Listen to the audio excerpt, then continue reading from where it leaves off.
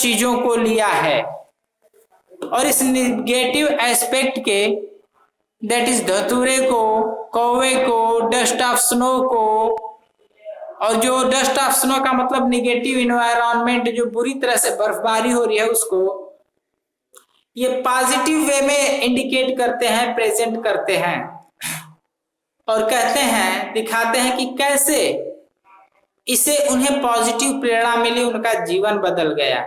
जबकि लोग कहते हैं कि नहीं, इन चीजों से हानिकारक है, जान जा सकती है, नेगेटिव है, लॉसफुल, हार्मफुल है, लेकिन वो कहते हैं फ्रॉस्ट की नहीं नहीं, ये सब चीजें बेनिफिशियल है। So let us start now. First I would like to read the whole poem dust of snow. The way a crow, the way a crow shook down on me the dust of snow from a hemlock tree has given my heart a change of mood and saved some part of a day I had rued। अब word meaning ले लो थोड़ा सा। The way means रास्ता में है, यहाँ the way, the determiner लग गया है इसलिए वे का अर्थ बदल गया है। The way means the manner, the method. Crow means कौआ। शुक डाउन, शेक मीन्स हिलाना होता है, शुक पास्ट फॉर्म है। शुक डाउन या शेक डाउन का मतलब होता है किसी के ऊपर गिरा देना। ऑन मी द डस्ट, धूल, ऑफ स्नो, बर्फ की धूल। फ्रॉम से a hemlock tree, hemlock tree एक धतूरे के पेड़ जैसा पेड़ होता है, छोटा सा झाड़ीदार, इंग्लैंड में होता है hemlock tree. Has given my heart, my means poet, heart means poet के दिल में, हृदय में। और चेंज ऑफ मूड, यानी पोएट जो सॉरोफुल मूड में है, इनका मूड चेंज हो गया, पॉजिटिव हो गया, ये कुछ अच्छा सोचने लगे। एंड सेव्ड, बचा दिया, सम पार्ट, कुछ गिने चुने हुए दिन। सम पार्ट, कुछ गिने चुने हुए दिन, इसलिए कि रॉबर्ट फ्रॉस्ट का मानना है कि भगवान की तरफ से हमें फिक्स डेट मिला है कि तुम्हें 80 दिन, 90 दिन, 100 दिन, 100 साल, 80 साल जीना है। तो जितना हम लोग जी चुके हैं उतना समय हमारा खर्च हो गया, बाकी का बचा हुआ पार्ट है।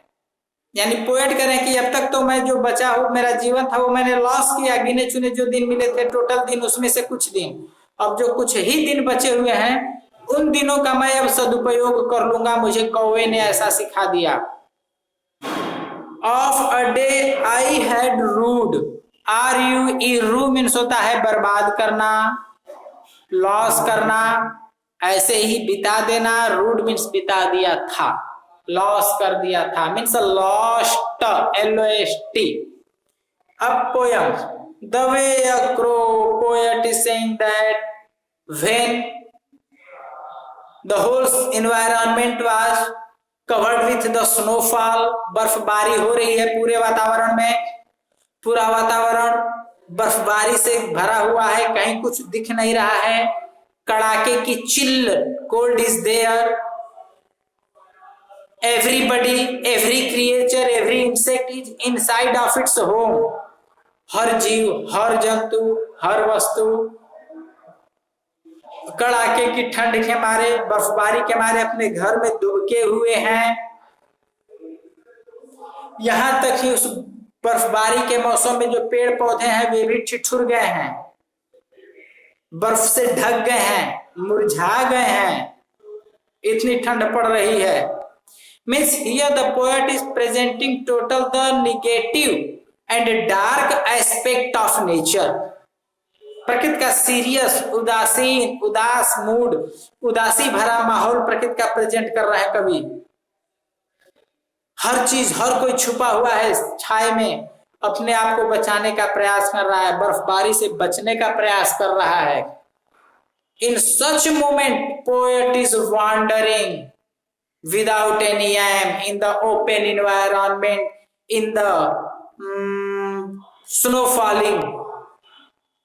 अब सोचो जब इतनी कड़ाके की सर्द है, बर्फबारी हो रही है, मौसम खराब है, कोई बाहर नहीं निकल रहा है, तो ऐसे में अगर कोई एक व्यक्ति निकल रहा है तो तय सी बात है कि वह व्यक्ति बहुत मुसीबत में है, सीरियस मैटर है, या तो वो आत्मा से दुखी है, मन मस्तिष्क से दुखी है, या कोई ऐसा मैटर है कि वह विवश है निकलने के लिए।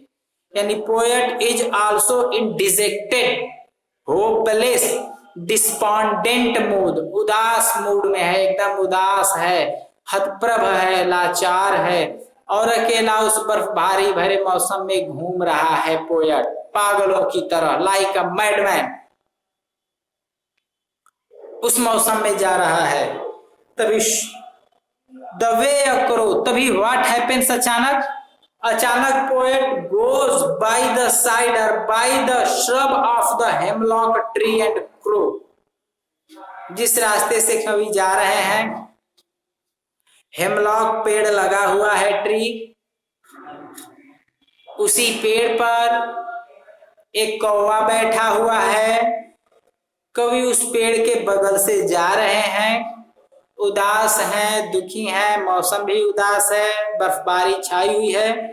तभी क्या होता है कि वो जो कौवा जी हैं वो भी बर्फ से ढके हुए हैं, हेमलॉक ट्री यानी धतूरे का जो पेड़ है वो भी बर्फ से ढका हुआ है। तो उस कड़ाके की ठंड में जहां the blood of the body is freezing, जहां शरीर का खून जम रहा है,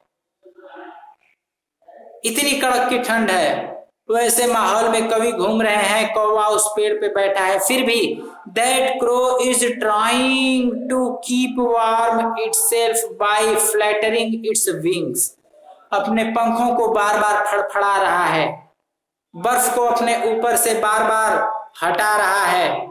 that is crow is making great effort, hard effort to keep warm itself, to protect itself from the rain snow falling. कौवा स्ट्रगल कर रहा है अपने जीवन को बचाने के लिए उस मुसीबत भरे मौसम में जहां हर तरफ निगेटिविटी ही छाई हुई है, हर कोई लुका छिपा हुआ है। वैसे में कौवा खुद को बचाने का प्रयास कर रहा है, और तभी बचाने का प्रयास तो कर रहा है, हवा चल रही है, ठंड पड़ रही है, और वैसे मौसम में कवि उदास है तो अपने को बचाने के चक्कर में फड़फड़ाता है पंख, और हेमलॉक ट्री यानी जो धतूरे का पेड़ है उस पे जमी बर्फ और कौवे के पंख पे जमी बर्फ जो है वह कवि के ऊपर आकर गिरती है, कवि के फेस पे पड़ती है, और कवि का चेहरा ठंडा होता है, उदासी थोड़ी सी हल्की होती है, और तब कवि जो है उस कौवे की तरफ देखते हैं, कहते हैं अरे if a little being this crow is trying to keep warm itself by with great effort, hard effort in such despondent and hopeless environment, negative surrounding, this hemlock tree is struggling against the negative aspect of nature, the sad aspect of nature, sad environment of nature.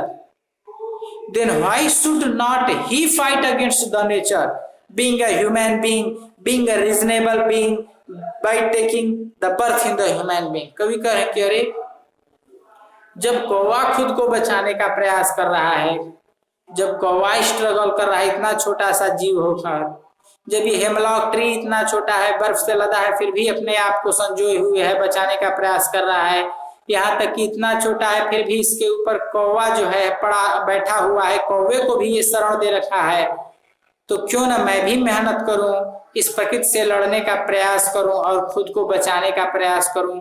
मैंने उदासी में जो गिने चुने दिन, दुख दर्द मुझे जो मिला है, उसमें जो मैंने गिने चुने दिन अपने बिता दिए हैं, उसमें से भी जो दिन बचे हैं भगवान के द्वारा दिए हुए दिनों में से, उस दिन को ही मैं यूटिलाइज कर लूं।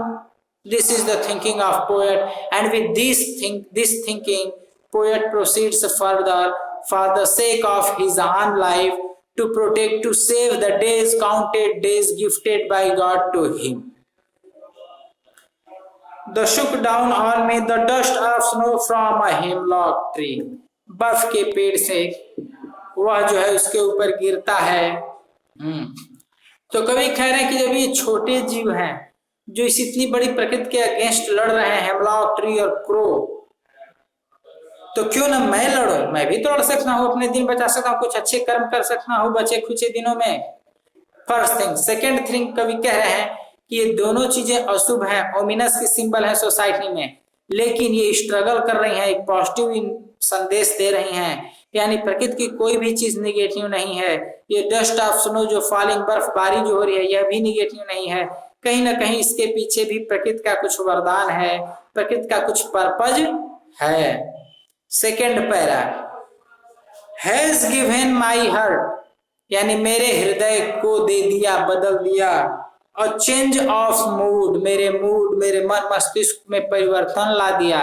एक उदाहरण बन गया हेमलॉक ट्री और कौवा कि कैसे इस दुनिया में स्ट्रगल करना पड़ता है अपने अस्तित्व को बनाए रखने के लिए।